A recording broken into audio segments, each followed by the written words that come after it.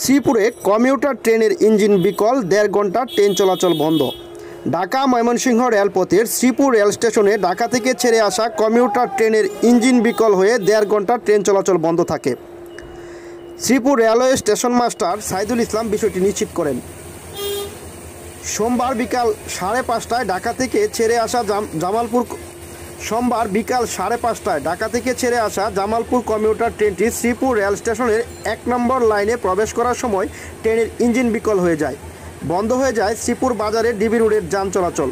ঢাকা থেকে ছেড়ে আসা যমুনা আন্তনগর এক্সপ্রেস ট্রেনের ইঞ্জিন খুলে কমিউটার ট্রেনকে প্ল্যাটফর্মের ১ নম্বর লাইনে টেনে এনে ট্রেন চলাচল স্বাভাবিক করা হয়। পরে সন্ধ্যা ৭টার দিকে যমুনা আন্তনগর এক্সপ্রেস ট্রেনটি শ্রীপুর রেল স্টেশন ছেড়ে যায়। স্টেশন মাস্টার সাইদুল ইসলাম আরও জানান, ঢাকা থেকে একটি ইঞ্জিন আসছে, ইঞ্জিন এলেই কমিউটার ট্রেনটি জামালপুরের উদ্দেশ্যে ছেড়ে যাবে।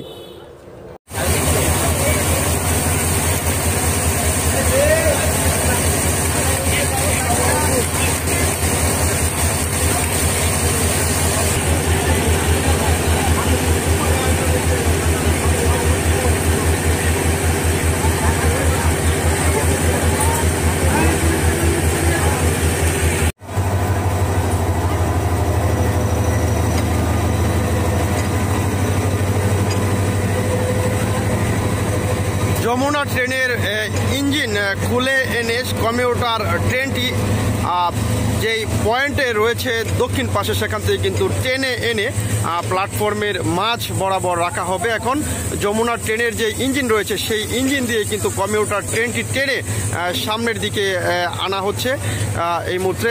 আর শ্রীপুর রেল স্টেশনে কিন্তু কমিউটার ট্রেনের ইঞ্জিন বিকল হয়ে পড়ে রয়েছে।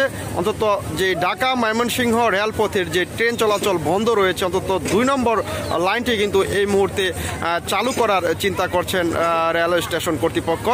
এবং ১ নম্বর লাইনে রয়েছে জামালপুরগামী কমিউটার ট্রেনটি, আর ২ নম্বর লাইনে দাঁড়িয়ে রয়েছে ঢাকা থেকে ছেড়ে আসা যমুনা এক্সপ্রেস ট্রেনটি।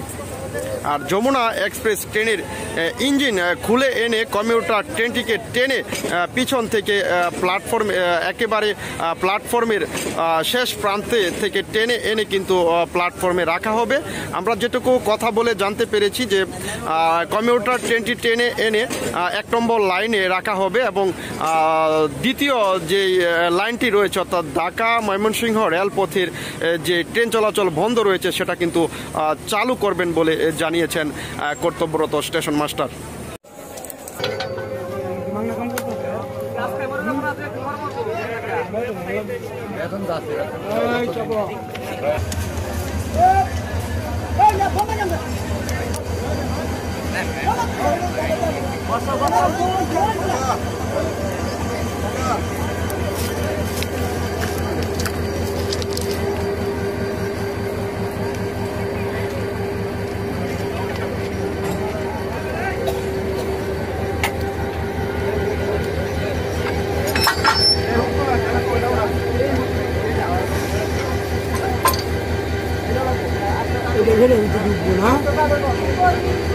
আস্তে আস্তে আস্তে আস্তে আস্তে আস্তে আস্তে আমার